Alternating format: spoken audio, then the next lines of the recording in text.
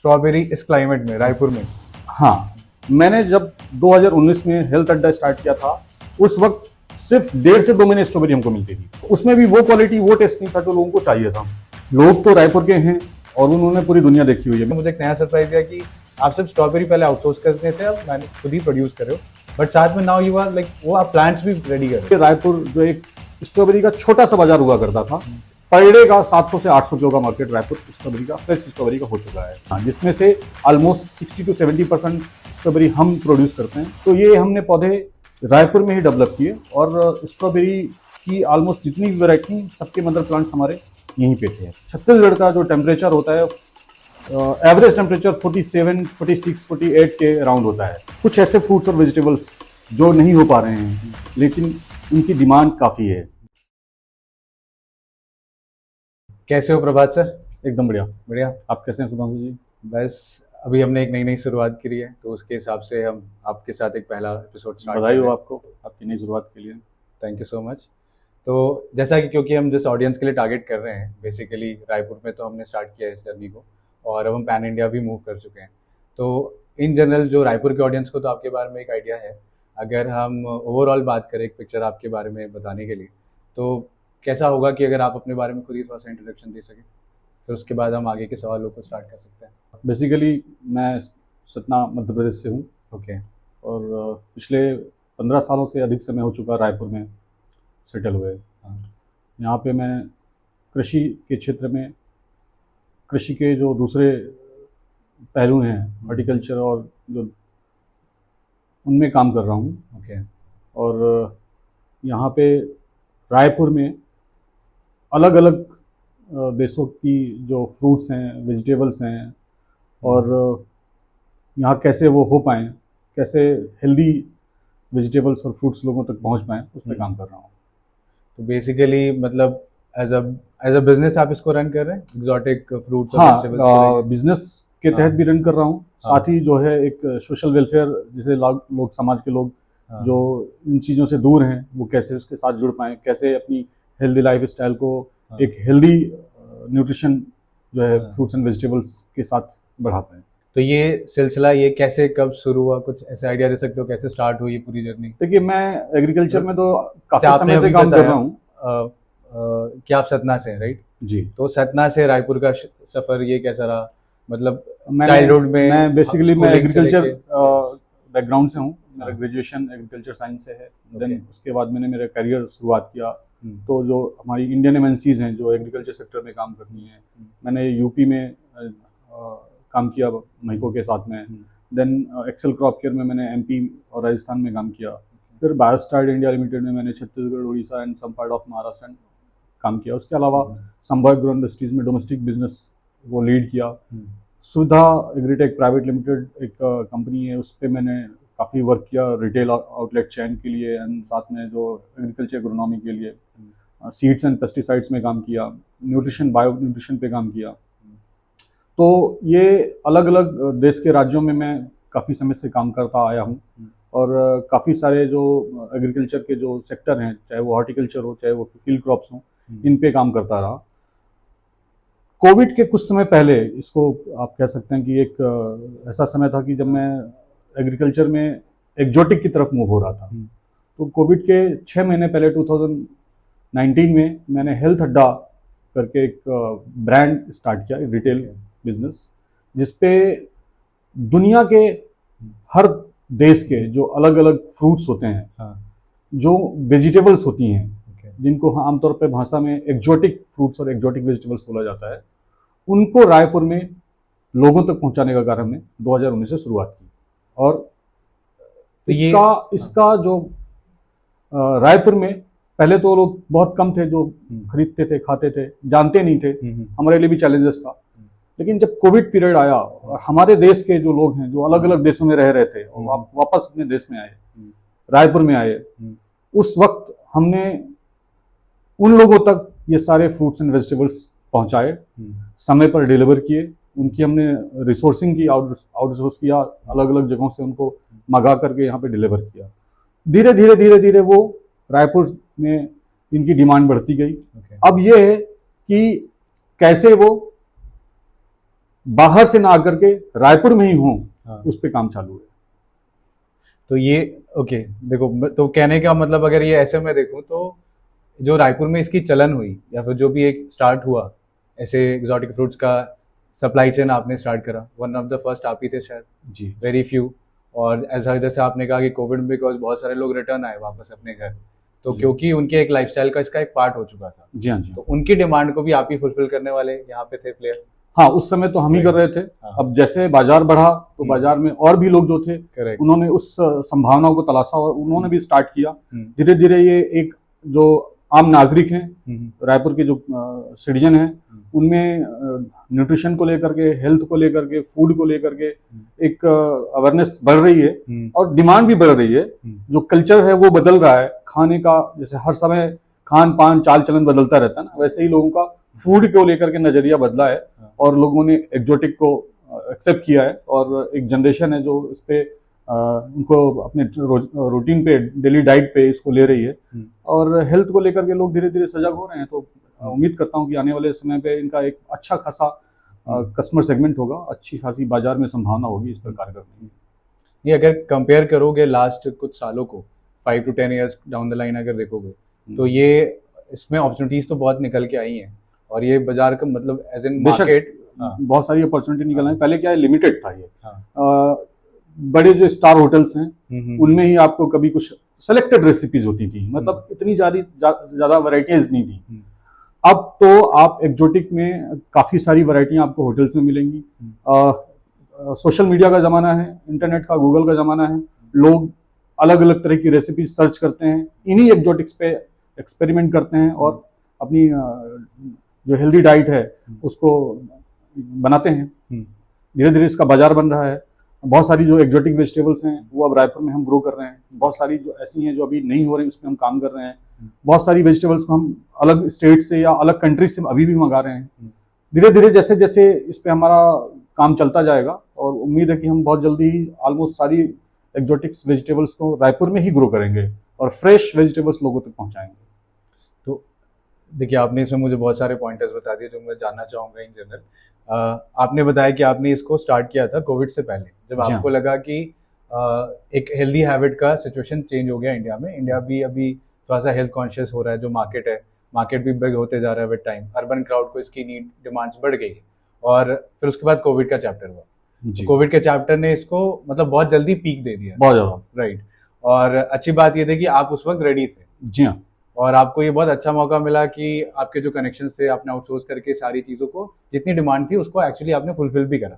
जिसके बाद फिर जैसा आप बता रहे कि आपको देखते हुए एक ग्रोथ का जो स्पेस बना इसी सिटी की, अगर मैं बात करूँ तो और भी प्लेयर्स आए और उनका भी आज बिजनेस ओवरऑल मार्केट एक्सपैंड कर रहा है। बिल्कुल, बाजार बढ़ रहा है तो सबको मौका मिल रहा है। और इसको बताते हुए आपने मुझे कुछ एक और चीज़ बताई जो ऑब्वियसली आप फिर और एक्सपैंड करना, कि आप खुद भी मतलब खुद का प्रोडक्शन कर रहे हो, खुद ही प्रोड्यूस कर रहे हो एज अ फार्मर या अपने फार्म लैंड पे। ये क्या सीन है, मतलब क्योंकि अभी आपने बताया कि आपने एज अ रिटेल स्टार्ट करा। बेसिकली क्या है, एक अवेलेबिलिटी जो है वो आपको मिल जा रही है रायपुर में, वो कहीं से भी आए। बट अब बात आती है, एक सबसे बड़ा चैलेंज है उसकी क्वालिटी पे। Okay, yes. हम जो फ्रूट्स एंड वेजिटेबल्स हैं जिन पे हम काम कर रहे हैं उनमें एक सबसे बड़ा चैलेंज था क्वालिटी। वो ट्रांसपोर्टेशन में बहुत सारी चीजें खराब होती थी, फ्रेश नहीं रहती थी, वो उनकी सेल्फ लाइफ कम होती थी। तो जब चीजें अपने नेचुरल रूप में नहीं होती ना, तो उनका आपको नेचुरल टेस्ट भी नहीं मिलता। तो वो एक बहुत बड़ा हमारे लिए चैलेंज था। तो हमने लीफी एक्जोटिक वेजिटेबल्स, खास तौर से लेट्यूस में काफी सारी वैरायटीज होती है, romaine red, romaine green, green leafy, pak choy, basil, ये ऐसी वेजिटेबल्स हैं जो ट्रांसपोर्टेशन के दौरान एक सीजन पे काफी ज्यादा प्रभावित होती है। जैसे समर है, रेनी सीजन है, इस टाइम पे इनकी गुणवत्ता बहुत कमजोर होती है। विंटर में तो कोई दिक्कत नहीं। हमने इस पे काम स्टार्ट किया और लोगों पे को ये पूरे साल भर फ्रेश कैसे मिले वो उस पे काम चालू रखा और हमको इस पे सफलता भी मिली है। अब हम बहुत अच्छी तरीके की ये एक्जोटिक वेजिटेबल्स रायपुर में ही ग्रो कर रहे हैं। ठीक उसी तरह से हमने एक एक्जोटिक फ्रूट्स पे भी काम किया है। ओके, आपको भली मत पता होगा, स्ट्रॉबेरी। हाँ, ये तो काफी फेमस है, मैं उस पे आ रहा हूँ। जी जी। तो मुझे ये बताओ, जैसे आप मतलब आप बता रहे हो आपने ये स्टार्ट करा, ये स्टार्ट करने के पीछे रीजन क्या था? मतलब आफ्टर कोविड का जो मार्केट एक्सपैंड करा, मार्केट के साथ साथ बीइंग अ बिजनेसमैन और बीइंग ए कंज्यूमर, मैं भी एक ग्राहक हूँ, मुझे भी ये फल खाने का बड़ा शौक है। और ऐसे वेजिटेबल्स भी मेरी डाइट में हमेशा से शामिल रही हैं। तो जब मैं स्ट्रॉबेरी पे काम कर रहा था तो स्ट्रॉबेरी के लिए मैंने सुन रखा था कि महाबलेश्वर एक जगह है जहाँ बहुत अच्छी स्ट्रॉबेरी होती है। नेचुरल सी बात है, होती भी है बहुत अच्छी। मैं वहाँ गया, वहाँ पे मैंने फार्मिंग देखी, वहाँ पे मैंने सोचा स्ट्रॉबेरी को मैं डायरेक्ट महाबलेश्वर से रिसोर्स करता हूँ और हमारे रायपुर के लोग हैं उनको एक फ्रेश और अच्छी क्वालिटी की स्ट्रॉबेरी देता हूँ। पर मुझे बहुत बड़े चैलेंजेस फेस करने को मिले। ट्रांसपोर्टेशन के दौरान उनकी जो क्वालिटी थी वो बहुत डैमेज हो रही थी। उनके जो टेस्ट, जो मैं महाबलेश्वर में फ्रेश स्ट्रॉबेरी खाता था और जो यहाँ खाता था, उसमें काफ़ी डिफरेंस मिलता था। सेल्फ लाइफ बहुत कम हो गई थी। साथ में जब हम एक बिजनेसमैन के नज़रिए से देखते हैं तो हमारे लॉसेस बहुत ज़्यादा थे, उसके रेट्स बहुत ज़्यादा वेरी कर रहे थे, जिसका असर हमारे ग्राहकों पर भी पड़ रहा था। उनको महंगी मिलती थी, हमारे लॉस होते थे क्योंकि वो स्टॉक जो है अनसोल्ड होता था, साथ में डैमेज भी होता था। तो हमने सोचा क्यों ना इसको रायपुर में उगाया जाए, स्ट्रॉबेरी इस क्लाइमेट में रायपुर में। हाँ, तो हॉट क्लाइमेट हॉट क्लाइमेट तो रायपुर में रहता है, बट हमने जो विंटर सीजन है उस पर स्टार्टअप लिया अपना, और हमने उसके लिए पहले समझा इसको, इसकी एग्रोनॉमी को समझा, और न्यूट्रिशन पे तो मैंने काफ़ी समय से काम किया ही हुआ था। हॉर्टिकल्चर मेरा एक पसंदीदा क्षेत्र रहा है। तो हमने क्या किया कि हमने पहले देखा कि कैसे इसको करते हैं, फिर हमने सोचा कि अगर एक ये चीज़ होता है कि हम जिस इन्वायरमेंट में पौधों को डेवलप करते हैं वो पौधे उसी इन्वायरमेंटल साइकिल में या एरिया में ही डेवलप होते हैं, ग्रो करते हैं। तो हमने सोचा कि इनके जो पौधे हैं हम वहाँ से लाने के बजाय यहीं डेवलप करें, तो जो पौधे यहाँ डेवलप होंगे वहाँ यहाँ के एटमॉस्फेयर में बहुत अच्छा ग्रो करेंगे। तो हमने स्ट्रॉबेरी के पौधे अपने यहीं रायपुर में ही डेवलप किए। कई सारी वैरायटी थी जो हमने डेवलप की, और हमने लास्ट ईयर उनका कमर्शियल प्रोडक्शन किया जो बहुत अच्छा रहा। फिर इस साल हमने और भी वैरायटियाँ जोड़ी और उनका प्रोडक्शन लिया। रायपुर के लोगों को असली में स्ट्रॉबेरी खाने का जो मज़ा है वो हमने पिछले 2 सालों से दिया हुआ है। और अब ये रायपुर जो एक स्ट्रॉबेरी का छोटा सा बाजार हुआ करता था, आप यकीन करिए पर डे का 700 से 800 किलो का मार्केट रायपुर स्ट्रॉबेरी का, फ्रेश स्ट्रॉबेरी का हो चुका है अभी। जी हाँ, जिसमें से ऑलमोस्ट 60 to 70% स्ट्रॉबेरी हम प्रोड्यूस करते हैं, और बाकी जो स्ट्रॉबेरीज हैं नियर बाई रायपुर प्रोडक्शन होना चालू हो गया है और लोगों को फ्रेश स्ट्रॉबेरी मिल रही है। अब बाहर से स्ट्रॉबेरी रायपुर में नहीं आती है, रायपुर के नियर बाई ही स्ट्रॉबेरी जो होती हैं वो, प्लस जो हमारे फार्म्स हैं रायपुर में स्ट्रॉबेरी के, वहाँ से स्ट्रॉबेरी रायपुर में लोगों को मीठी स्ट्रॉबेरी हम देते हैं। अब हमारा जो दूसरा चैलेंज है स्ट्रॉबेरी पे वो ये है कि इसको हम साल भर लोगों की प्लेट में कैसे पहुंचाएं। मैं आपको थोड़ा रोकना चाहूंगा जी, क्योंकि आपने एक पॉइंट से स्टार्ट करते हुए दूसरी चीज़ों में मुझे और 2-3 सरप्राइजेस दे दी हैं। अभी तक मैं समझ रहा था कि आपको लगा क्योंकि डिमांड है मार्केट की, प्लस आपको भी एक्चुअली एग्जॉटिक जितने आपके वेजिटेबल से पसंद है तो आपने उसकी फार्मिंग स्टार्ट करी, करेक्ट है? जी हाँ। अब वहाँ से आप धीरे से फ्रूट्स में भी आ गए, विच इज़ लाइक स्ट्रॉबेरी जो आप एक्सप्लेन कर रहे हैं, which is quite famous here in the city Raipur, but साथ में आप उसको शायद आगे भी बढ़ा रहे हैं दूसरे स्टेट्स में भी। बट द फैक्ट इज कि अब उसके साथ आपने मुझे एक नया सरप्राइज दिया कि आप सिर्फ स्ट्रॉबेरी पहले आउटसोर्स करने से अब मैंने खुद ही प्रोड्यूस कर रहे हो, बट साथ में नाउ यू आर लाइक वो आप प्लांट्स भी रेडी कर रहे हो, करेक्ट है? तो ये फिर कहाँ से ये सीन चेंज हुआ? मैंने आपको बताया ना कि जो पौधे जिस वेदर में, जिस कंडीशन में डेवलप होते हैं उनका मैक्सिमम परफॉर्मेंस पर्टिकुलर उस एरिया में ज़्यादा अच्छा रहता है। तो ये मतलब ये करने के लिए तो आपने क्या पौधे पहले कहीं से मदर प्लांट लेकर आए? बिल्कुल। मतलब पूरा हमने इनके जो मदर प्लांट्स हैं, ये एक्चुअली स्ट्रॉबेरी की जो ब्रीड है, वैरायटी है, वो सारी पेटेंट्स वैरायटीज हैं। 2-3 कंपनियां हैं यूएसए की, उनके पास हैं। तो उनके सबके अलग अलग डिस्ट्रीब्यूटर होते हैं जो मदर प्लांट्स प्रोवाइड कराते हैं, क्योंकि वो डायरेक्टली फार्मर्स को नहीं देते, वो अपने डिस्ट्रीब्यूटर बनाते हैं। तो 2-3 इंडियन डिस्ट्रीब्यूटर्स हैं जिनके पास ये अथॉरिटीज़ हैं कि उनकी वैरायटीज़ के मदर प्लांट्स वो सेल करते हैं ऑल ओवर इंडिया के लिए। हाँ, ओके। तो हमने उनसे मदर प्लांट्स लिए, हमने डायरेक्ट इंपोर्ट नहीं किया, उनसे हमने लिए, और उन मदर प्लांट्स को हमने हमारे रायपुर में, यहाँ की सॉइल में, यहाँ के वेदर में डेवलप किया। और उनके जो रनर्स डेवलप हुए, पौधे जो डेवलप हुए, जो स्ट्रॉबेरी की कमर्शियल क्रॉप के लिए सुटेबल होते हैं, वो हमने यहाँ के ही वेदर और यहाँ की ही सॉइल में डेवलप किए। तो जो परफॉर्मेंस हमको चाहिए थी वो हमें मिली। अगर हम ये पौधे दूसरी जगह से लेकर के आते तो वहाँ का जो वेदर है या वहाँ की जो सॉइल है वो उसके अकॉर्डिंग उनका रेसिस्टेंस ज़्यादा रहता, यहाँ पे उनका प्रभाव उतना अच्छा नहीं होता। ग्रो करते, वो परफॉर्म करते, बट इतना अच्छा नहीं करते जितना यहाँ के पौधों ने किया। तो ये हमने पौधे रायपुर में ही डेवलप किए, और स्ट्रॉबेरी की ऑलमोस्ट जितनी भी वैरायटी सबके मदर प्लांट्स हमारे यहीं पे थे। हमने लगभग 6 जो वैरायटियाँ हैं वो यहाँ पे डेवलप की, उनके मदर प्लांट से रनर में कन्वर्ट करके अपने कमर्शियल प्रोडक्शन के लिए पौधे बनाए। तो ये जो इम्पोर्ट था ये प्योरली मतलब इंडिया के जो आप बता रहे हो कुछ कंपनीज के पास जो है पेटेंट है या जो भी है वही सप्लाई कर सकते हैं? एमकोकल करके एक कंपनी है यूएसए की, ओके। उसके पास जो इंडियन डिस्ट्रीब्यूटर्स हैं उन्होंने पौधे बेसिकली इंपोर्ट किया। तो इम्पोर्ट ही कर रहे हैं ना वो? जी हाँ, अल्टीमेटली देखा जाए हाँ, मदर प्लांट से इंपोर्ट होते हैं। मदर प्लांट से फिर हम उसको कन्वर्ट करते हैं मल्टीप्लिकेशन के लिए, रनर्स डेवलप करने के लिए। तो कंट्रोल पॉली हाउस में हमने इनके मदर प्लांट्स लगाए, क्योंकि जिस वक्त ये मदर प्लांट्स आते हैं उस वक्त छत्तीसगढ़ का जो टेम्परेचर होता है एवरेज टेम्परेचर 47, 46, 48 के अराउंड होता है समर का। तो उस टाइम पे तो इनको ओपन लैंड में लगाना मतलब कहीं से भी सही नहीं रहता, क्योंकि आप लगाएंगे और 2-4 दिन में ही पौधे मर जाएंगे। हीट जो है वो टेम्परेचर इतना वो टॉलरेट नहीं कर पाएंगे। तो उसके लिए हमने जो कंट्रोल पॉली हाउस होते हैं वहाँ पे हमने इनके मदर प्लांट्स को लगाया, और लगभग 2 महीने में उन मदर प्लांट से हमें रनर्स मिलने चालू हुए। सितंबर में ऑलमोस्ट हमारे पास पौधे तैयार हो चुके थे ट्रांसप्लांट करने के लिए। फिर हमने अपने जो दूसरे हमारी जो एग्रीकल्चर लैंड्स हैं उन पे हमने इनको ट्रांसप्लांट किया, और नवंबर से हमारे पास स्ट्रॉबेरी, फ्रेश स्ट्रॉबेरी हम रायपुर के लोगों को हमने देना स्टार्ट कर दिया। तो अब जैसे ये आपने जब प्लांट स्टार्ट करा होगा, आपने पॉली हाउस सेटअप किया एंड देन ये आप मदर प्लांट से रनर्स बना के and then you started producing direct strawberries जो भी आपने फार्मिंग करी। ये पूरे प्रोसेस में आपके साथ भी तो ट्रायल एंड एरर इश्यूज हुए होंगे? हाँ, एक बार में ये क्या पूरा सक्सेसफुल हुआ या फिर आपको भी काफी टाइम लगा? कुछ प्रॉब्लम्स आई हमें, कुछ प्रॉब्लम्स आई, पर ये था कि करना है तो करना है। तो शुरुआत की, पहले साल में कुछ इश्यू थे वो हमने दूसरे साल में उसको ठीक किया। दूसरे साल भी कुछ हमें इशू मिले, तो अब हमने तरीका बदला है, और इस साल हम जिस तरीके से मल्टीप्लिकेशन कर रहे हैं, पौधों को डेवलप कर रहे हैं, वो हम लेटेस्ट टेक्नोलॉजी जो है उनको यूज़ कर रहे हैं। एग्रीकल्चर की जो लेटेस्ट टेक्निक्स हैं, टेक्नोलॉजी, दोनों को हम यूज़ कर रहे हैं।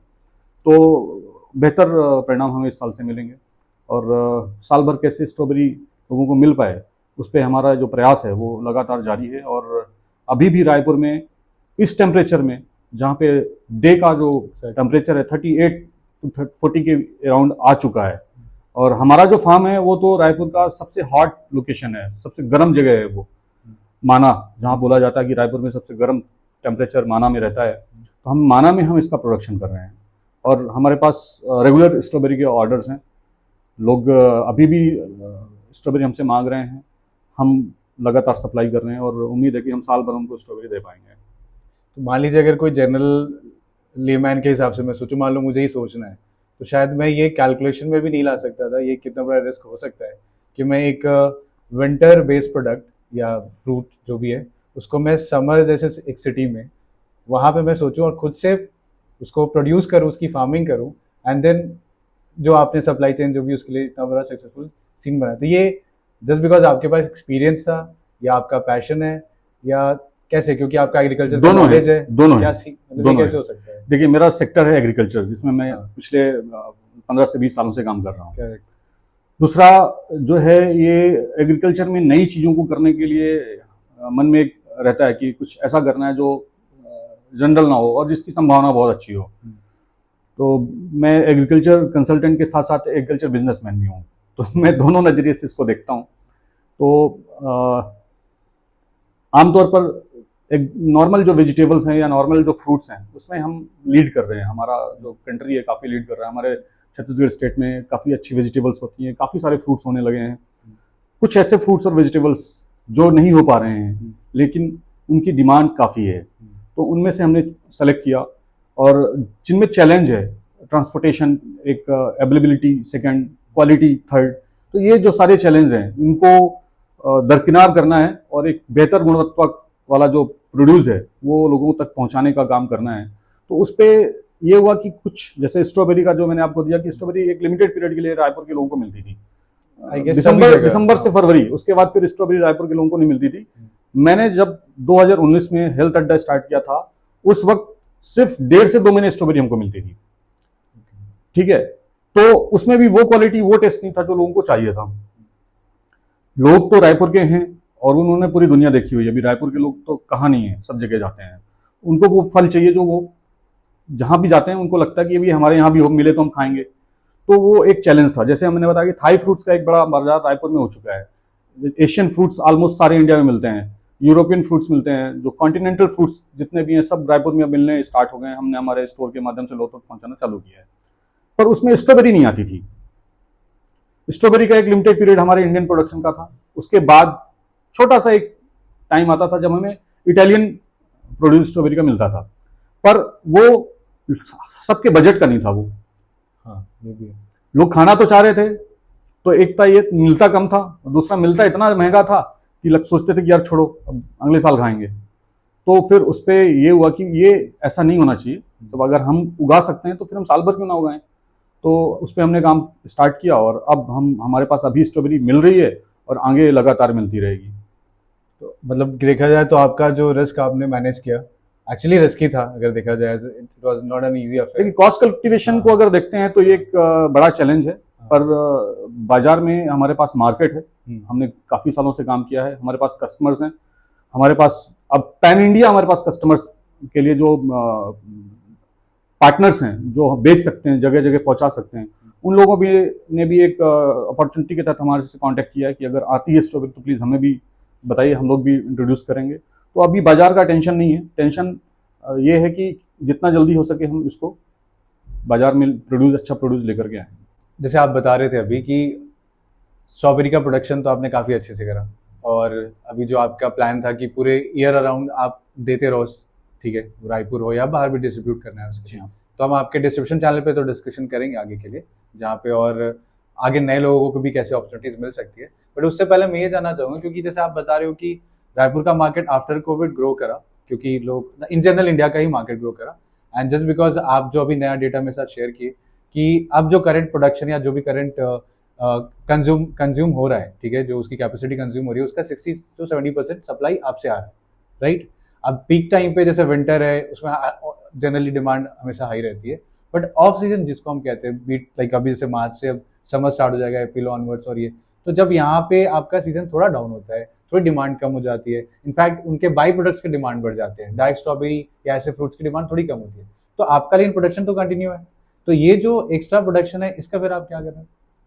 देखिए, जो प्रोडक्शन आता है वो फ्रेश प्रोडक्शन में मैक्सिमम क्वांटिटी तो हम बाजार को देते हैं। रिटेल पे जाता है फ्रेश स्ट्रॉबेरीज, जो दूसरे स्टोर वाले हैं वो हमसे लेते हैं और बेचते हैं। डायरेक्ट कस्टमर्स हैं वो भी हमारे फार्म पे आते हैं और खुद स्ट्रॉबेरी प्लकिंग का हमारे यहाँ पे एक कॉन्सेप्ट चलता है, वो ले करके जाते हैं। उसके अलावा अगर हमारे पास एक्सेस प्रोडक्शन होता है, कई बार ऐसा होता है कि एक्सेस प्रोडक्शन हो जाता है, तो हम हमारे कांटेक्ट में ऐसी कई सारी फूड इंडस्ट्रीज़ हैं जो हमसे वो और बल्क में प्रोड्यूस परचेस करती हैं। तो एक अपॉर्चुनिटी हमारे साथ ये जुड़ी हुई है कि अगर हम बाज़ार के अलावा भी हमारे पास जो प्रोडक्शन है तो उसे हम कैसे सेल कर पाएँ या स्टोर कर पाएँ। तो दोनों ऑप्शन है हमारे पास। हम बल्क में ऐसी इंडस्ट्रीज़ को भी देते हैं, साथ में हम उसको जो स्टोरेज का जो एक ऑप्शन है, हम उसमें फ्रोज़न स्ट्रॉबेरीज को स्टोर करके रखते हैं, ताकि जब कभी भी ऑफ सीजन में ये हमारे पास डिमांड आती है तो हम वहाँ से ये प्रोड्यूस दूसरे जो लोग हैं जिन्हें ज़रूरत है बाज़ार में, जब भी डिमांड आती है वो हम सप्लाई कर पाते हैं। तो बेसिकली मतलब देखा जाए तो आप होरेका इंडस्ट्री को टारगेट करते होंगे maximum after the excess production, because consumers तो डायरेक्ट रिटेल से तो ले रहे हैं। देखिए, अभी तक जो हमारे पास प्रोडक्शन हमने किया वो हम रायपुर में फ्रेश स्ट्रॉबेरीज को लेकर के प्रोडक्शन प्लान के साथ चल रहे थे। अब हमें एक संभावना नजर आ रही है कि कैसे इसके जो दूसरे प्रोडक्ट्स हैं, जो फूड इंडस्ट्री में काफ़ी डिमांड है, कैंडीज हैं, चॉकलेट्स हैं, जैम है, जेली है, स्क्वैश है, सिरप है, साथ में वाइनरी का एक काफ़ी बड़ा सेक्टर है। तो ये जो प्रोड्यूस हैं हमारे, वो हम अगर बचे हमारे पास तो वो वेस्ट ना हो, उसके लिए संभावनाओं के तहत हमने काम किया है। और जो दूसरी इंडस्ट्रीज़ हैं उनको भी हम देते हैं, साथ में हमारे पास स्टोर करके रखते हैं। ऑफ सीजन इसकी काफ़ी डिमांड आती है।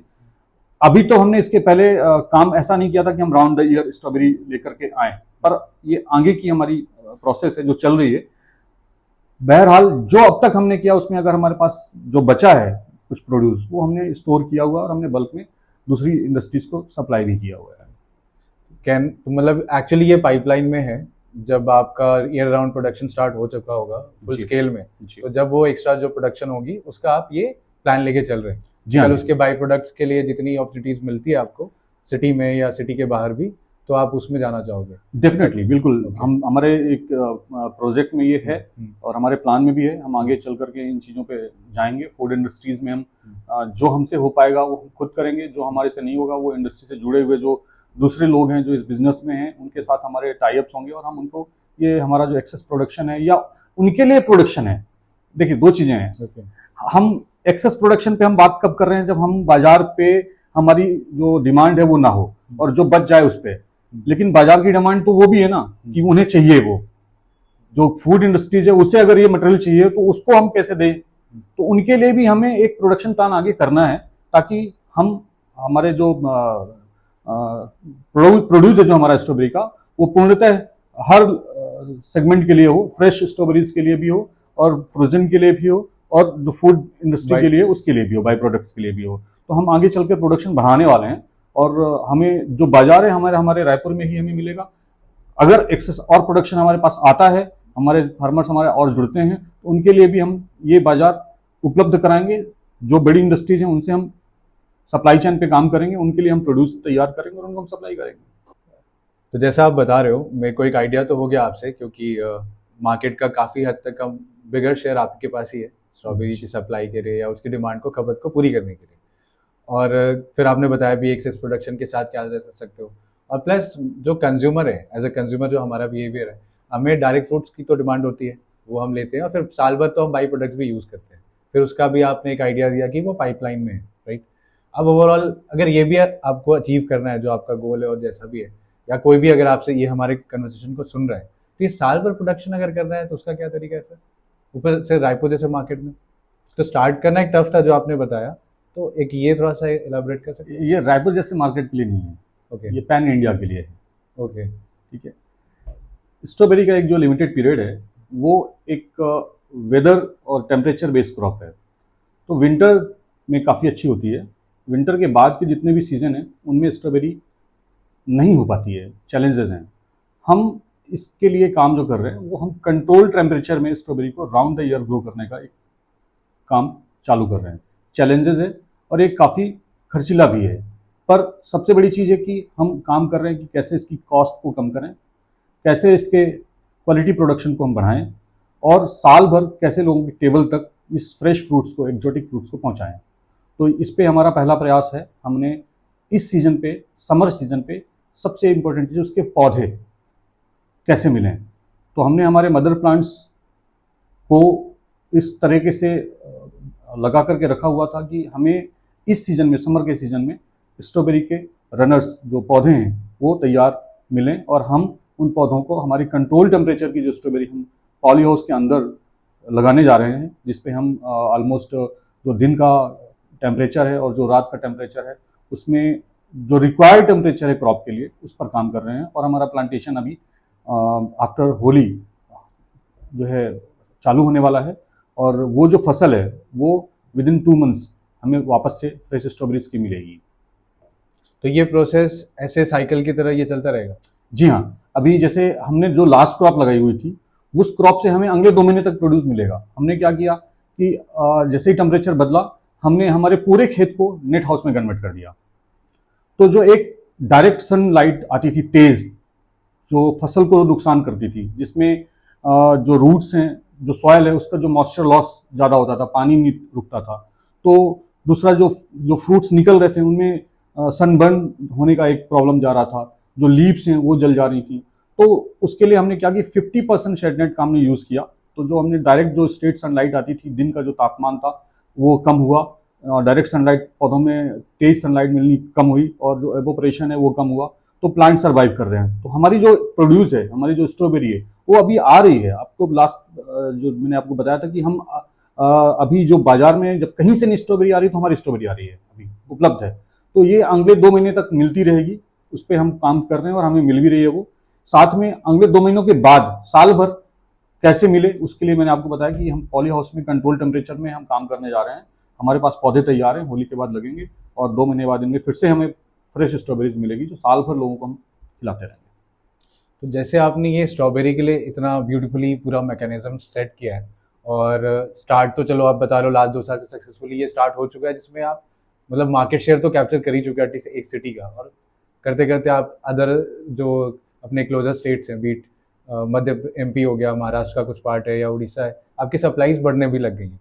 और ये एक फ्रूट के साथ आपने इतना अच्छा एक प्लान सेटअप किया, उसके आगे के भी आपने मैकेनिज्म के बारे में हमें समझाया। क्या और ऐसे कोई आपके हीरो प्रोडक्ट्स हैं या जिस पे आपने बहुत अच्छा काम कर लिया है, जो जनरल मार्केट में जो हमें फ्रूट्स और वेजिटेबल्स कॉमनली अवेलेबल हैं, या जो मेजरली जो भी आजकल के जो फार्म एंटरप्रेन्योर्स बन रहे हैं, जो जिन्होंने स्टार्ट किया है, तो वो भी ऐसे प्रोडक्ट्स पे बहुत कम प्लेयर्स आ रहे हैं सामने। जैसे आप एक जीता जाता यहाँ पे एग्जाम्पल है, आपको जैसे छोटे से शहर की अगर मैं बात करूँ कंपेरेटिवली अदर स्टेट्स में जो ज़्यादा यहाँ पे, क्योंकि छत्तीसगढ़ थोड़ा सा राइस और इन चीज़ों पे ज़्यादा वर्क करता है, या जो जेनरिक इंडियन वेजिटेबल्स हैं उसकी डिमांड के हिसाब से उनकी प्रोडक्शंस होती है। आप यहाँ पे एक स्ट्रॉबेरी का कल्चर एक नया लेकर आए, आपके जैसे कुछ और लोग शायद स्टार्ट करना भी चाह रहे होंगे ऐसा कुछ। तो ये स्ट्रॉबेरी के अलावा और क्या प्रोडक्ट्स हो सकता है आप कर रहे हो? मैंने बताया था आपको कि एक्जोटिक वेजिटेबल्स जो हैं, हाँ, वो एक बड़ा बाजार है, बड़े तेजी से ये इसका जो कंजम्पशन है वो बढ़ रहा है। एक पूछूं, ये एक्सोटिक वेजिटेबल से इन जनरल आप क्या बताना चाहते हो कि एक इंडियन वेजिटेबल्स और ये फॉरेन वेजिटेबल्स, आप ऐसे बता रहे हो? एक्जोटिक वेजिटेबल्स जनरली रॉ खाई जाती हैं। ओके। इनमें न्यूट्रिशन वैल्यू जो है कंपेयर टू अदर वेजिटेबल्स काफ़ी हायर रहती है। ये एक हेल्दी लाइफ स्टाइल के लिए एक बहुत ही क्वालिटी बेस्ड वेजिटेबल्स होती हैं, जिनका टेस्ट काफ़ी अच्छा रहता है। टेस्ट से ज़्यादा इनमें सबसे जो बड़ी चीज़ है वो न्यूट्रिशन। तो वो एक बड़ा बाज़ार रायपुर के नियर बाई डेवलप हुआ है, और रायपुर से अब दूसरे जगहों पे भी इसका जो प्रोड्यूस है हम बाहर भेज रहे हैं। तो वो एक चैलेंज है कि ये भी एक सीजन बेस्ड क्रॉप है। विंटर सीजन पे जनरली ये सारी चीज़ें बहुत अच्छी होती हैं, पर जब विंटर के बाद का जो समर सीजन है या रेनी सीजन है, इन सीजन्स पे ये फ्रेश क्वालिटी का सबसे बड़ा इशू आता है कि क्वालिटी नहीं मिल पाती। तो उस पर हम काम कर रहे हैं, और हम साल भर ऐसी एक्जोटिक वेजिटेबल्स जैसे स्ट्रॉबेरी वैसी एक्जोटिक वेजिटेबल साल भर लोगों तक पहुंचाने का हमारा पूरा प्रयास है, और हम उस पर सफल भी हो रहे हैं। तो जो चैलेंजेस आप बता रहे हो, जो आप फेस कर रहे हैं या इन जनरल बता रहे हैं, तो ये तो सबके लिए होता होगा, ऑल ओवर इंडिया बोलो या फिर आउटसाइड जो भी ये प्रोड्यूस कर रहे हैं या इस चीज़ से रिलेटेड? बिल्कुल होता है, और यही है कि देखिए जहाँ जितनी ज़्यादा चैलेंज है वहाँ उतनी ज़्यादा संभावना है। ठीक है, ये तो सही तो है। चैलेंज तो टमाटर बेचने में भी होती है। अभी आप देखिए, एक समय टमाटर 100 रुपये था और आज टमाटर का रेट डाउन है, लेकिन इसकी खेती करने वाले तो कर ही रहे हैं। ठीक वैसा ही एक्जोटिक वेजिटेबल्स में भी है। कभी इसकी डिमांड जो है अगर ज़्यादा रहती है, उस समय उसका प्रोडक्शन भी काफ़ी ज़्यादा रहता है विंटर में, उस समय उसके रेट उतने अच्छे नहीं रहते। लेकिन अब जो समर में आएगा, अब जो रेनी सीजन में आएगा, उसको करने का जो तरीका है वो अलग है, उसको जो उसकी इनपुट में जो कॉस्ट है वो अलग है, और उसका जो प्राइस है मार्केट में वो काफ़ी अच्छा मिलेगा। तो अगर हमें बाजार को इनकैश करना है, हमें प्रॉफिटेबिलिटी को बढ़ाना है, तो हमें ऐसे चैलेंजेस को तो लेना पड़ेगा। अब हमें लोगों की जो ज़रूरत है उसको भी समझना पड़ेगा।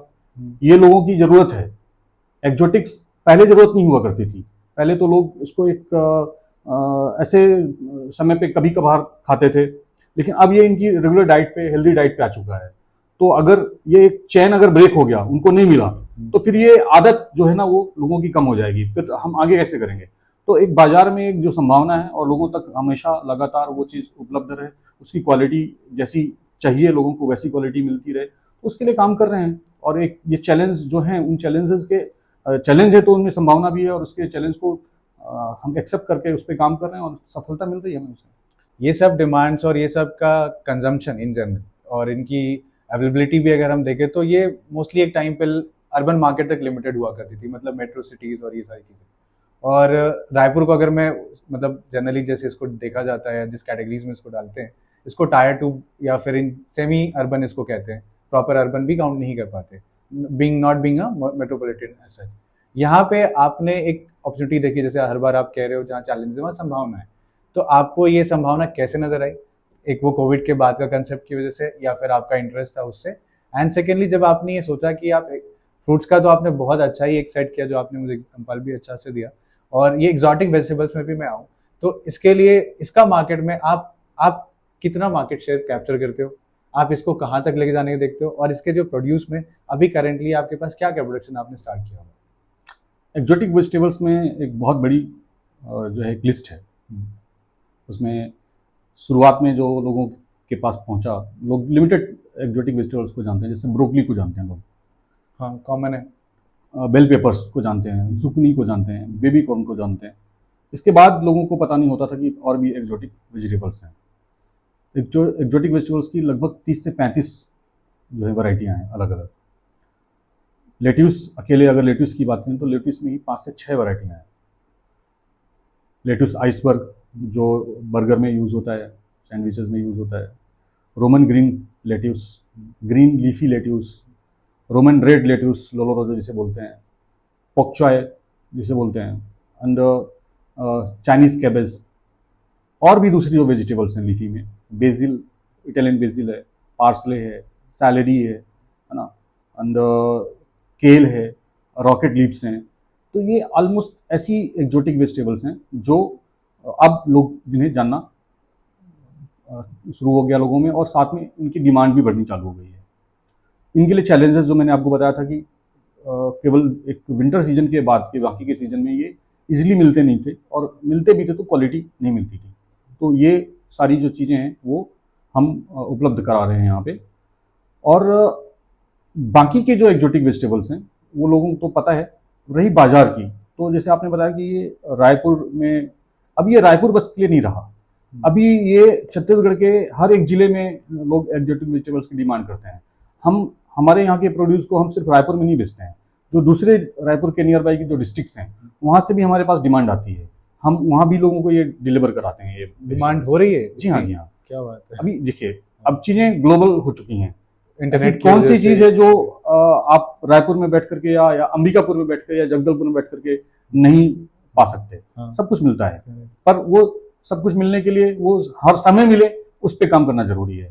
तो जो एग्रीकल्चर में चीज़ें प्लान करके की जाती हैं, क्योंकि सेम डे प्रोडक्शन आता नहीं है, इसका एक पीरियड है। उस पीरियड में अगर आप पहले से प्लान करके उन चीज़ों को लेकर के लगाएंगे, फसल को लेंगे, तो आपको वो साल भर मिलेंगी। तो साल भर के लिए ये काम कर रहे हैं, और डिमांड जो है वो बराबर बढ़ रही है। लोगों की लाइफ स्टाइल में ये चीज़ आ चुकी है, इसका टेस्ट आ चुका है। इसकी इतनी सी रेसिपीज़ हैं जो अवेलेबल हैं, इंटरनेट पे अवेलेबल हैं, लोग उसको देख देख करके बनाते हैं, खाते हैं, और उनको टेस्ट पसंद आता है, तो डिमांड तो काफ़ी है। तो आपको नहीं लगता, मतलब अभी भी जैसा इंडिया हमारा जो कंट्री है इन जनरल, और जैसे आपने बताया, ये तो मेरे लिए थोड़ा सरप्राइजिंग है कि रायपुर को मैं सेमी अर्बन देख रहा हूँ, और आप बता रहे हैं छत्तीसगढ़ के छोटे छोटे अदर डिस्ट्रिक्ट्स में जहाँ की पॉपुलेशन भी उतनी नहीं है, या फिर शायद वहाँ की लाइफस्टाइल का थोड़ा डिफरेंशिएशन तो होगा compare to any other city of India.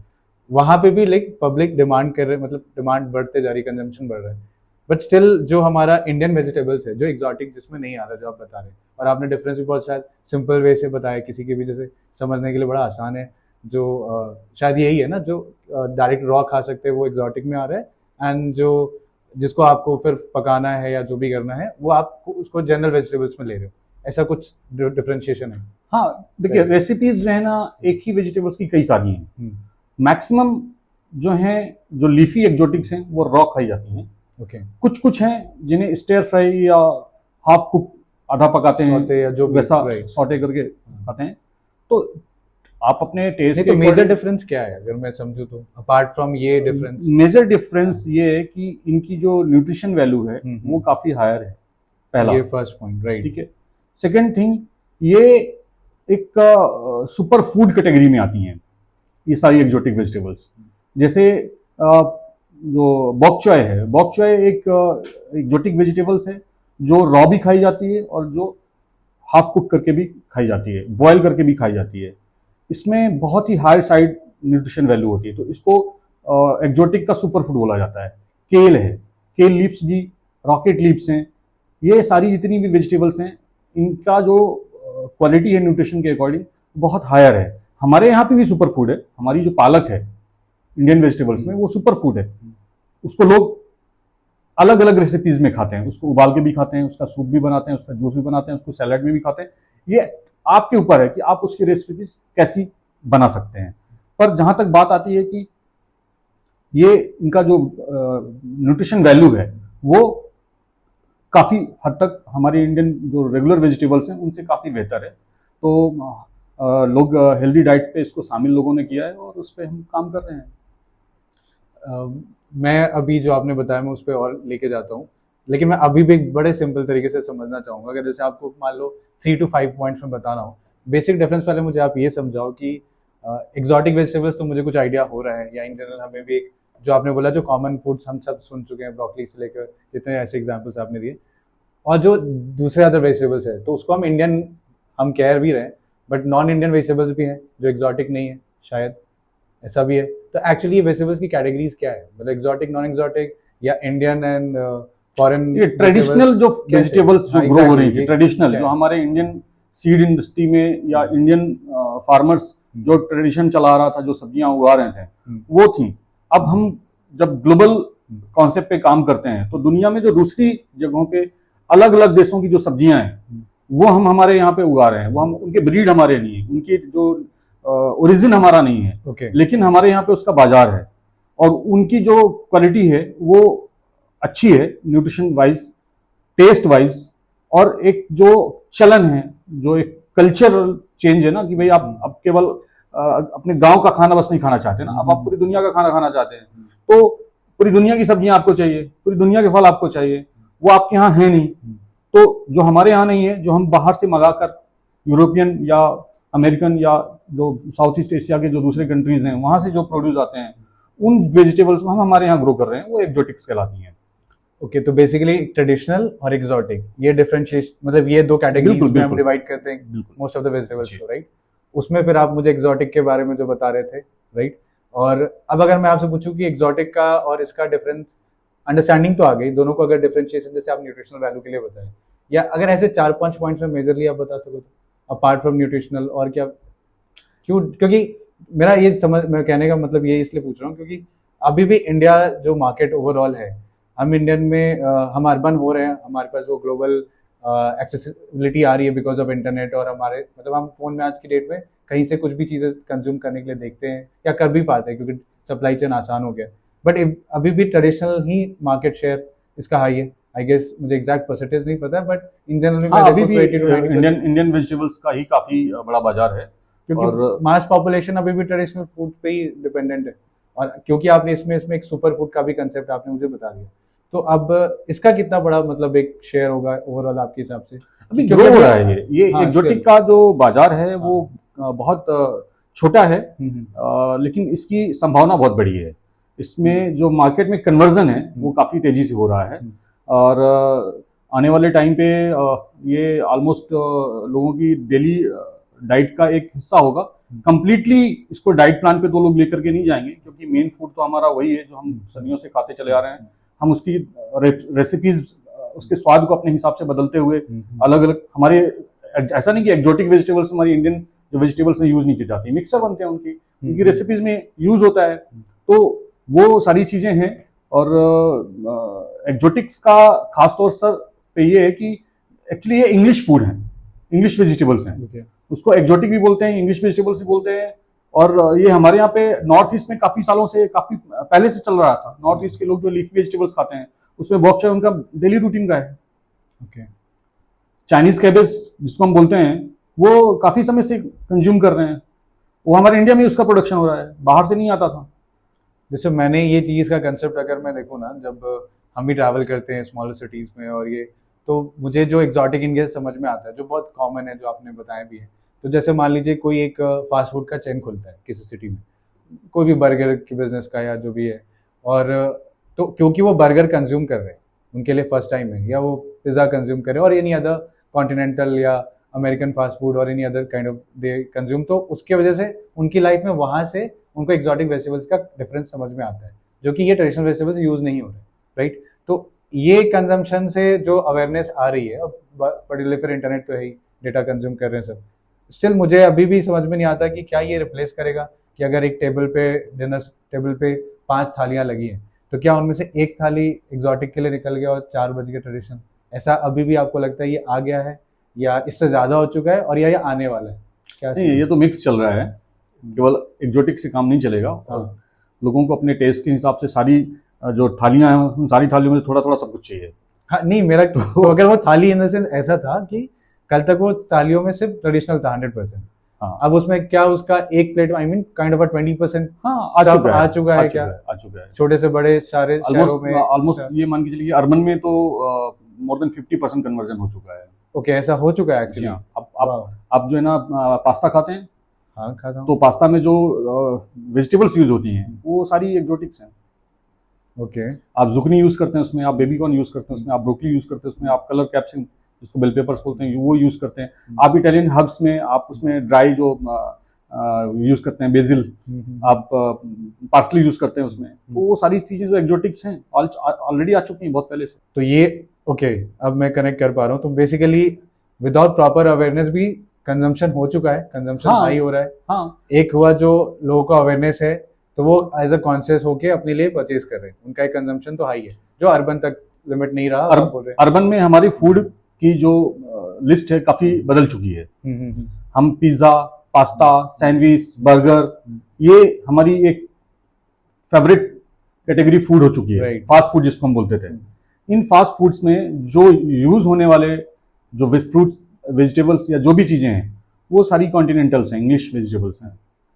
पर वो पहले बड़े मेट्रोज में ही हुआ करता था, अभी वो अर्बन में और जो रूरल सेमी अर्बन में भी हो चुका है। काफी हद तक लोग गांव में भी ग्रो करने लगे हैं। कुछ जो लोग बड़े फार्मर्स हैं अभी वो अपने खेतों में उगाते हैं, आसपास के मार्केट में भी देते हैं, खुद भी कंज्यूम करते हैं।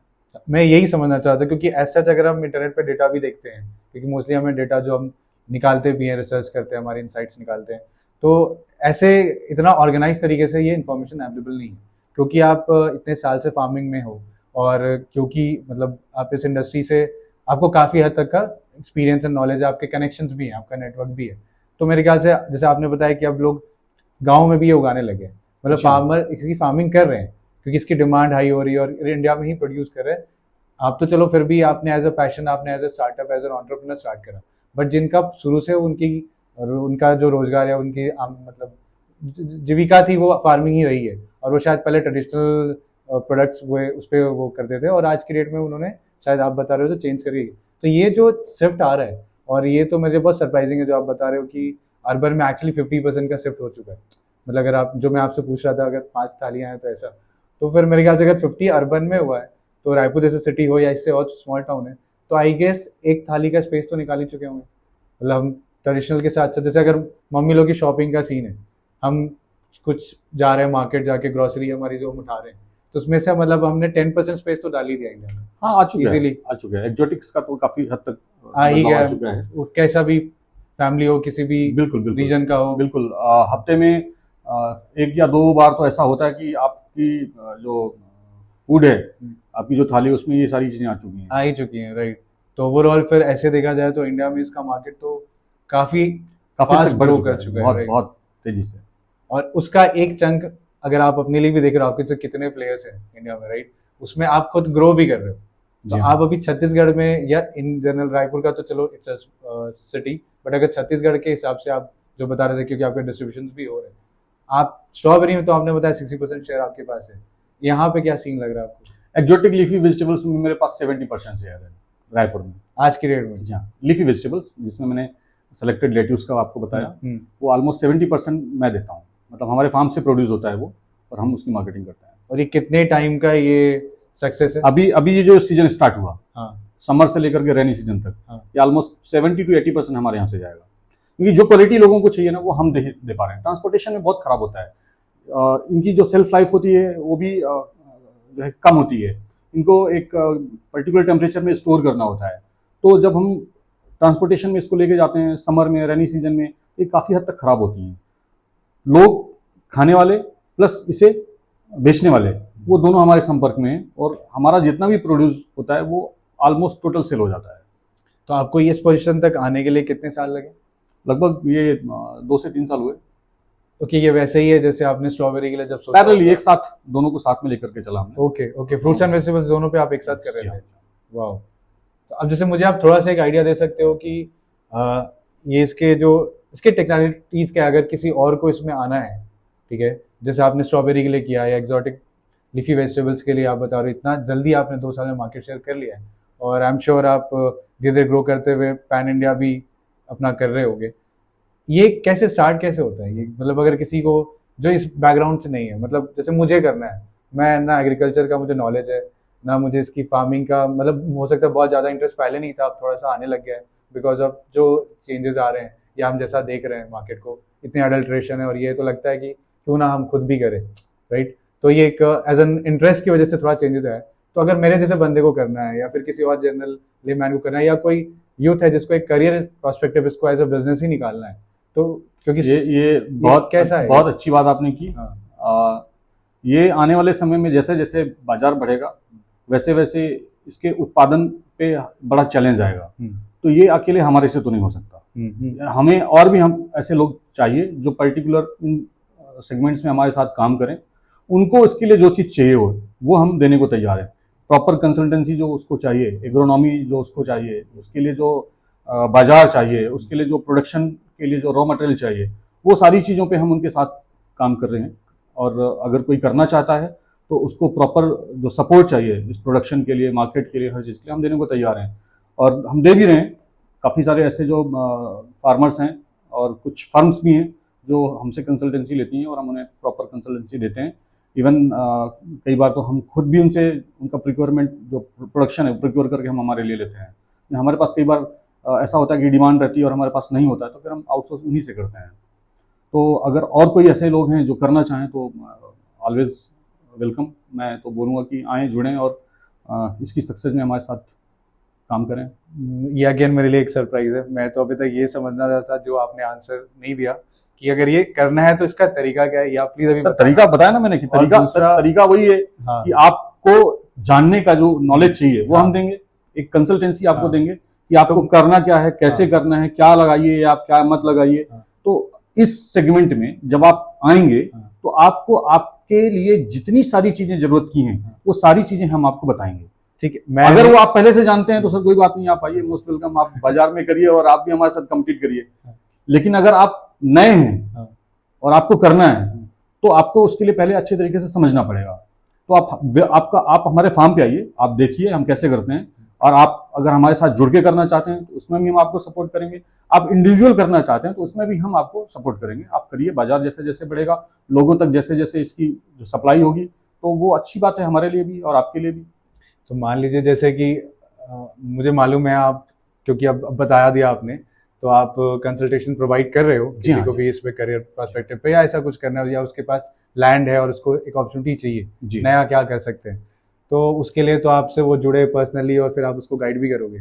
बट क्योंकि आप हमारे साथ हो तो यहाँ पे कुछ मैं आपसे थोड़ी बहुत डिटेल जानना चाहूँगा, जो आप, I won't say free but in general just to educate them, ठीक है, कि सच में इसमें कितने ऑप्शंस बन सकते हैं। क्या आप थोड़ा प्रोसेस समझा सकते हो जो आपको अभी कांटेक्ट नहीं कर पाए अभी तक, और उनके लिए एक लर्निंग का स्पेस बनेगा, क्योंकि जब कंसल्टेशन के लिए पर्सनली आपको कॉल करेंगे तो आई एम श्योर आप उसको एज अ बिजनेस गाइड करते हुए you will also charge them, right. अपनी एरिया, जिस एरिया पे आप काम कर रहे हैं, अपने एरिया के अकॉर्डिंग आप वहाँ पे एक मार्केट रिसर्च करिए अपनी खुद की, किन चीज़ों की संभावना है वहाँ पे, और जिन चीज़ों को आप करना चाहते हैं उसके लिए आप एक प्रॉपर एडवाइस जो है वहाँ पे किसी एक्सपर्ट से लीजिए। उसके अलावा आप शुरू करने से पहले अपनी तैयारियों को पूरी तरह से कंप्लीट करिए। फिर आप इनके व्यवसाय में आना चाहते हैं या ट्रायल एक लेना चाहते हैं, वो आप अपने चॉइस के अकॉर्डिंग आप लीजिए, पर एक्सपर्ट राय सबसे इम्पोर्टेंट है। और फाइनेंशियल स्टेटस आपका देखना पड़ेगा कि आप कैसे फंड मैनेज कर पाते हैं। इन चीज़ों से जुड़ी हुई जो बाकी चीज़ें, जब आप एक्सपर्ट एडवाइस लेंगे तो आपको सारे समाधान आपके वहाँ पे खत्म हो जाते हैं, सारी चीज़ों का आपको आंसर वहाँ पे मिल जाएगा।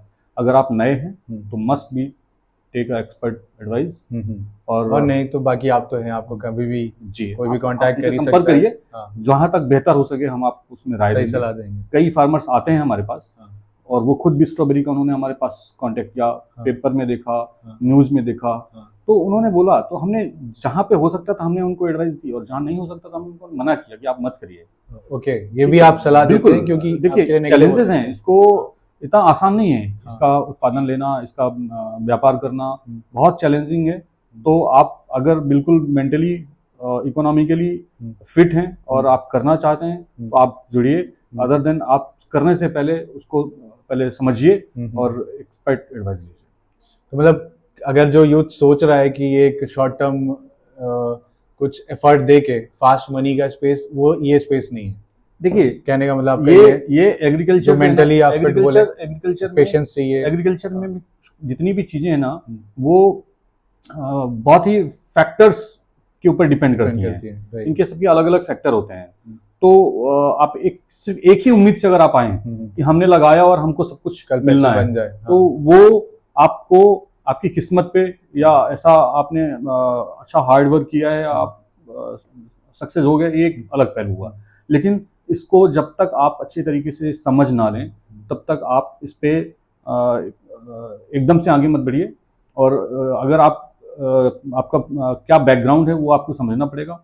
अगर आप नई चीज किसी भी बिजनेस में हो, कोई भी नया काम आप जब करने जा रहे हो जिसपे आपको समझ नहीं है या लेकिन आपको इंटरेस्ट है और आप समझ सकते हैं कि ये संभावना बड़ा भरा बाजार है, तो आप पहले उसको एक छोटा ट्रायल करिए। और इस बिजनेस में संभावना तो है, ट्रायल के दौरान ही आपको सारी चीजें में पिक्चर क्लियर हो जाएगी। बेसिकली ये फास्ट मनी का तो जगह है नहीं पहला कि आपने आज लगाया और 6 महीने बाद आपको रिटर्न आया। ये वाला कांसेप्ट एक जो है ये मिथ है। बिल्कुल ठीक है। उसके बाद नेक्स्ट ये लॉन्ग टर्म प्लानिंग के साथ अगर आपके अंदर सच में उतना इंटरेस्ट है तो ही आप उतरिए, क्योंकि ये फैक्टर्स जो आप बताए कुछ भी चैलेंजेस आपके साथ आ सकते हैं और प्लस आपको एक्सपर्ट की एडवाइस तो लगेगी, बहुत जरूरी है वो। राइट। तो बेसिकली अगर मैं स्टेप्स में ब्रेक करूँ तो पहला स्टेप फार्मिंग का आपने बोला कि पहले तो पीस ऑफ लैंड, देन आपका उसको सेटअप करना, then third crop selection and all and expert advice के साथ जो भी करना है depending on research of the market area. And फिर इसके बाद नेक्स्ट क्या है, प्रोडक्शन स्टार्ट हो जाती है, फिर उसकी सप्लाई चेन ऑल, ये नेक्स्ट स्टेप आता है क्या? है ये उसी एक्सपर्ट एडवाइस। ये सारा जो प्रोजेक्ट है आपका, ये सब डिपेंड करता है कि आप कहाँ पे काम कर रहे हैं, किन जो है परिस्थितियों में काम कर रहे हैं और आपका फ्यूचर प्लान क्या है। जब आप मैदान पे उतरेंगे तो आप अच्छी खासी पारी खेल सकते हैं। डिपेंड करता है कि पारी को आपको संभल करके खेलना है और उसकी बारीकियों को अच्छी तरीके से समझना है। तो फाइन, चलो तो बेसिकली मैं अगर इसको कंक्लूड करूँ तो इससे ये समझने को है कि as a career opportunity definitely opportunity तो है और कम से भी स्टार्ट किया जा सकता है। और लेकिन वही है, अगर आप सीरियस हैं तो आइए, स्वागत है। एक्सपर्ट की सलाह लीजिए, आपकी लीजिए या अपने उनके आजू कहीं भी लीजिए, और फिर लगेंगे तो कुछ ना कुछ तो होगा। जी हाँ, यही आप कहना चाहेंगे, करेक्ट। अब मैं बोल रहा हूँ ये तो हुआ commercial side of the scene. मैं अगर इसको ऐसे देखूँ जो आपकी एक्सपीरियंस समझ में आ रहा है, अगर मैं ये निजी जिंदगी के लिए देखूँ, जैसे मैं यहाँ रहता हूँ, ठीक है, या मान लीजिए हम पुणे में एक 2 BHK में रह रहे हैं या कुछ ऐसी सीन है अपनी, ठीक है, या किसी और अर्बन सिटीज में कोई रह रहा है, उसके पास लिमिटेड स्पेस है, उसके पास आइदर टेरेस का स्पेस है या उसके पास एक छोटा सा गार्डन स्पेस है या उसका खुद के किचन के पास एक उसने स्पेस बनाया होगा। तो ये सब टेक्निक्स कहीं और यूज हो सकती है निजी जिंदगी के लिए, कमर्शियल के लिए नहीं। बिल्कुल होती है। और थोड़ा सा आइडिया देंगे उसमें क्या हो सकता है, क्या कर सकते हैं यार। कोई किचन गार्डनिंग का एक पार्ट है। हाँ प्लीज, वो तो एक किचन गार्डनिंग का ही एक पार्ट है जिसमें आप अपने इंटरेस्ट के हिसाब से आपकी जो जिनमें आप ग्रो कर सकते हैं, घर पे, आपके किचन गार्डन पे, टेरेस पे, ग्रो बैग्स पे या जो प्लांटर्स हैं उनमें। तो पहले भी लोग करते थे, पहले लोग उगाते थे। गांव में जिनके पास जमीन नहीं होती थी आंगन में उगाते थे, जिनके पास शहरों में जमीन नहीं होती थी वो अपने घर के सामने उगाते थे, छत पे लगाते थे। तो देखिए किचन गार्डनिंग जो है ना एक काफ़ी अच्छा पार्ट है आपकी हेल्दी लाइफ स्टाइल में। आप किचन गार्डनिंग में जो है पेस्टिसाइड फ्री और हेल्दी जो वेजिटेबल्स हैं ग्रो कर सकते हैं।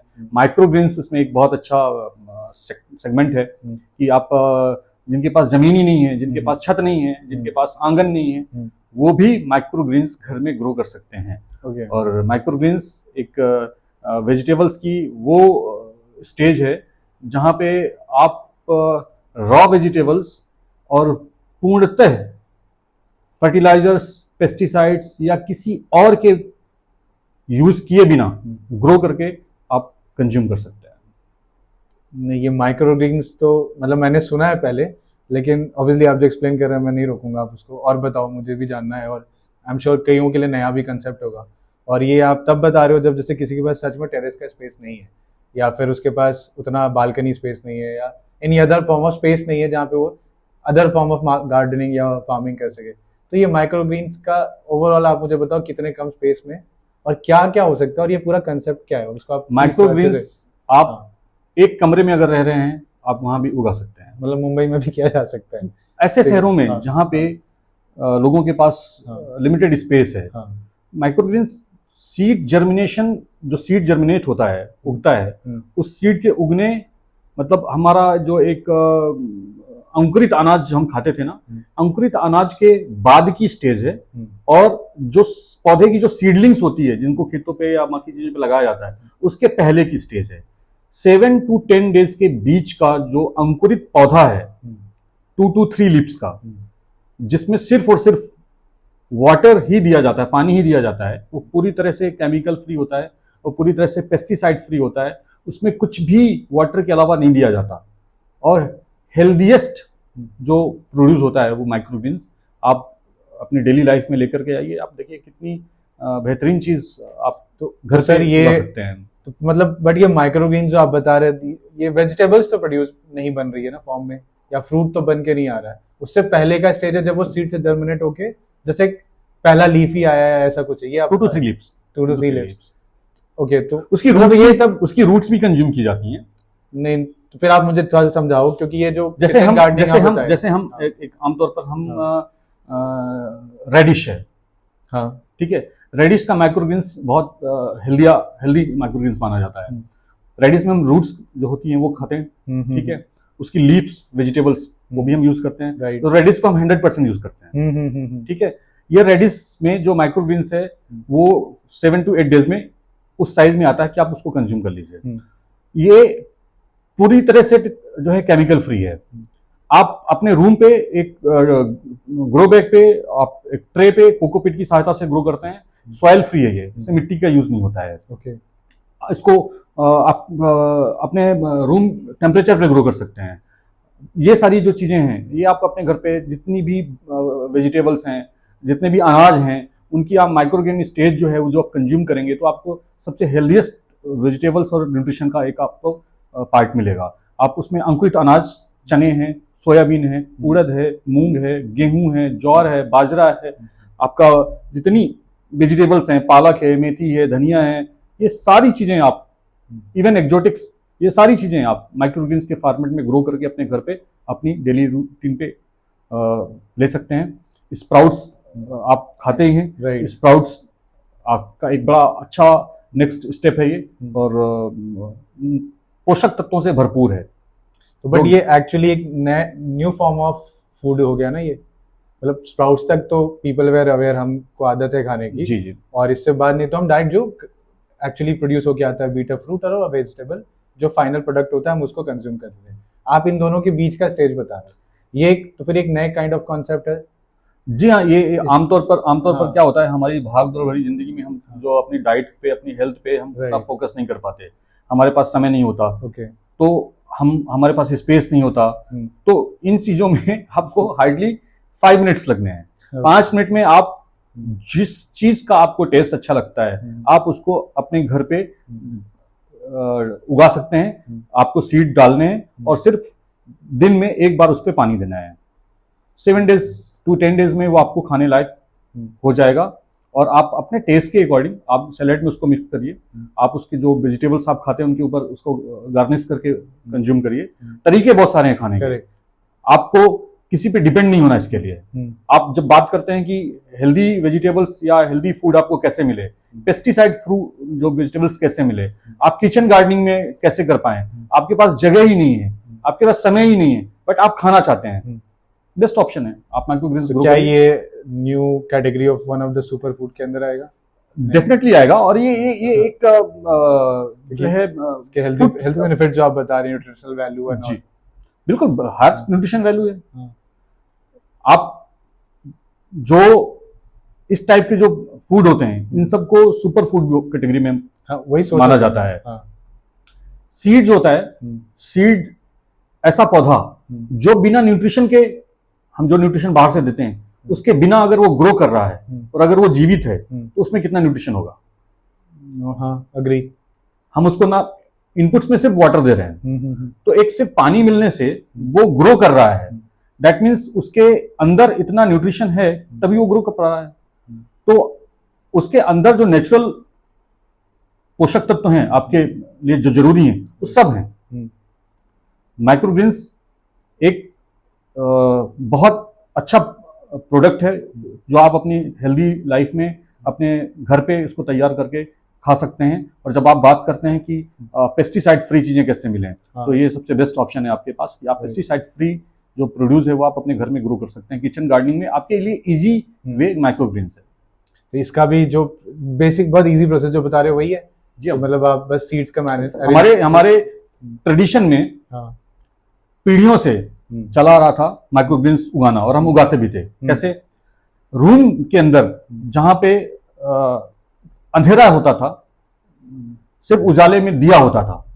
हम नवरात्रि में नौ दुर्गा घर पे पाठ करते हैं और माँ नौ दुर्गा के लिए हम ज्वारे लगाते हैं। वो उसको क्या देते हैं? सिर्फ पानी देते थे।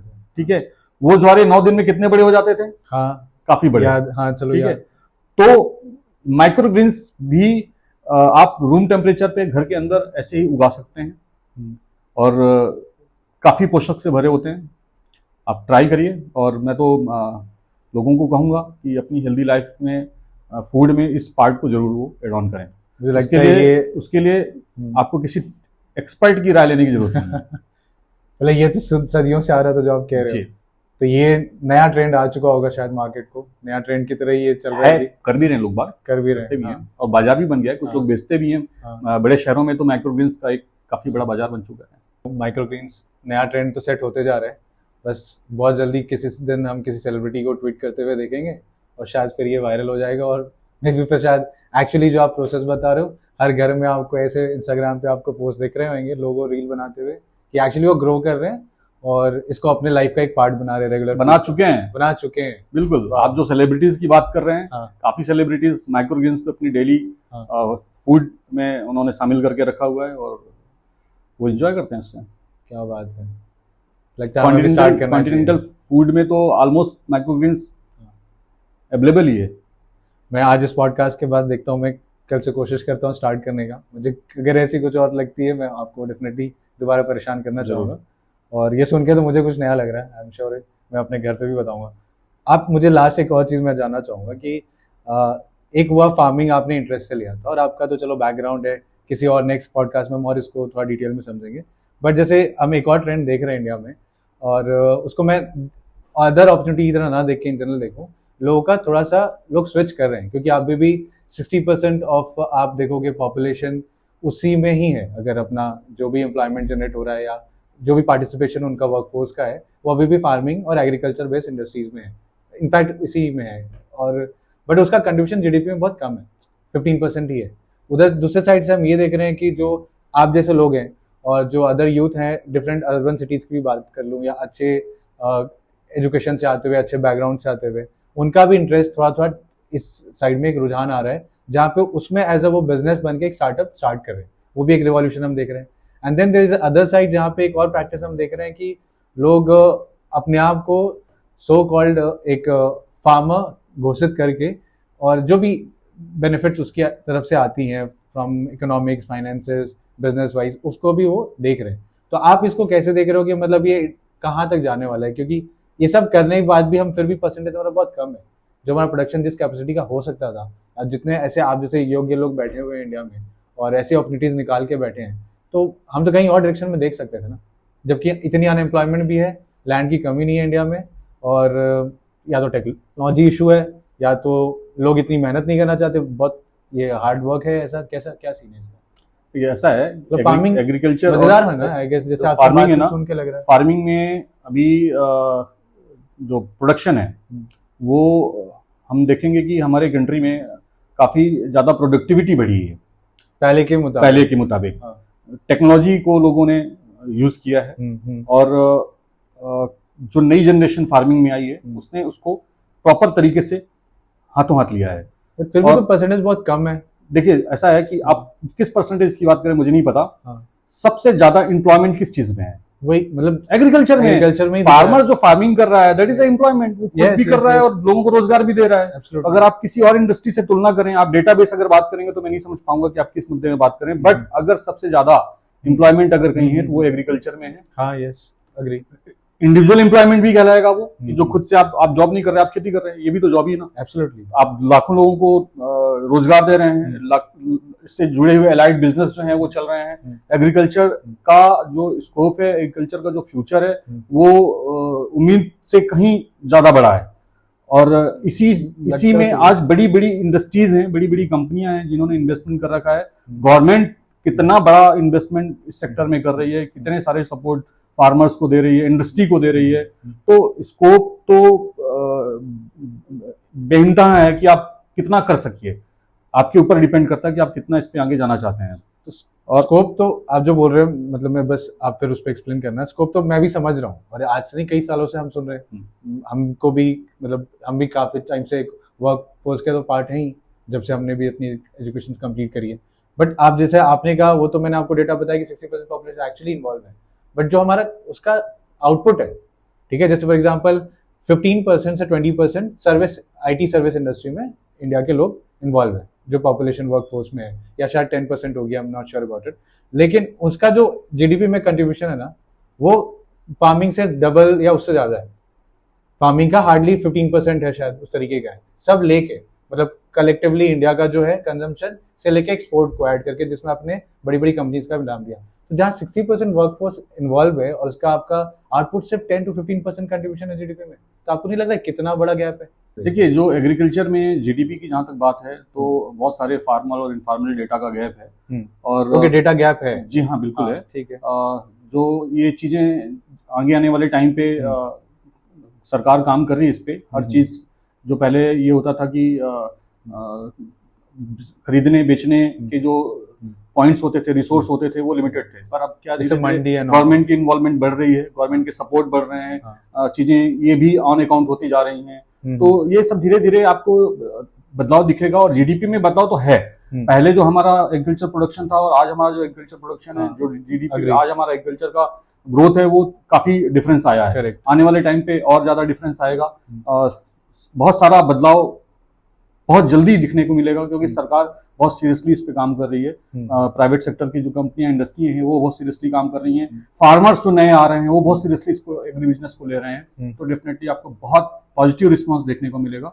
हर तरह की ग्रोथ इसमें नजर आएगी आपको। शायद इसलिए आप भी अपना करियर इसमें। जी बिल्कुल, मैं भी कर रहा हूँ, और मैं चाहूंगा कि और भी लोग जुड़े और अपना सहयोग दें। तो आप तो जीता जाता एक सक्सेस स्टोरी देखा जाए, अगर मैं बात करूँ फार्मिंग इंडस्ट्री में, किसी को अपना अगर ओवरऑल लाइफ पूरा डेडिकेट करना है और अच्छी जिंदगी बनानी है। जी बिल्कुल। ऐसा नहीं कि बस एक बोझ की वजह से आप फार्मिंग कर रहे हो, उस लेवल पे नहीं। तो मुझे लगता है मेरे को काफ़ी इंसाइट्स आपसे मिले हैं आज ओवरऑल एक कन्वर्सेशन में। बातें तो बहुत सारी और बची हैं, मुझे और डिटेल में आपके बारे में भी थोड़ा और जानना चाहूँगा कभी हम जब नेक्स्ट बैठते हैं।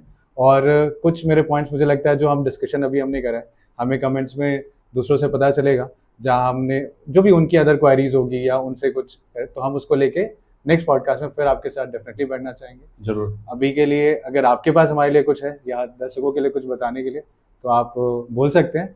बाकी आपका टाइम देने के लिए तो मैं बस थैंक्स बोलना चाहूँगा आपको भी और आपके दर्शकों को भी, कि अगर भविष्य में उन्हें कभी भी हमारी ज़रूरत पड़ती है, या एग्रीकल्चर में कुछ भी उनको हमारे से सपोर्ट लगता है, कोई भी एडवाइजरी लगती है, तो मोस्ट वेलकम, वो हमसे संपर्क कर सकते हैं। हमारे हेल्थ अड्डा रायपुर हमारे पेज पे वो अपनी जो इंक्वायरी है वो भेज सकते हैं, हमसे संपर्क कर सकते हैं, हमारे फार्म विजिट कर सकते हैं, और जैसा भी हो सकेगा हम साथ में काम करने को, उनको सपोर्ट करने को तैयार हैं।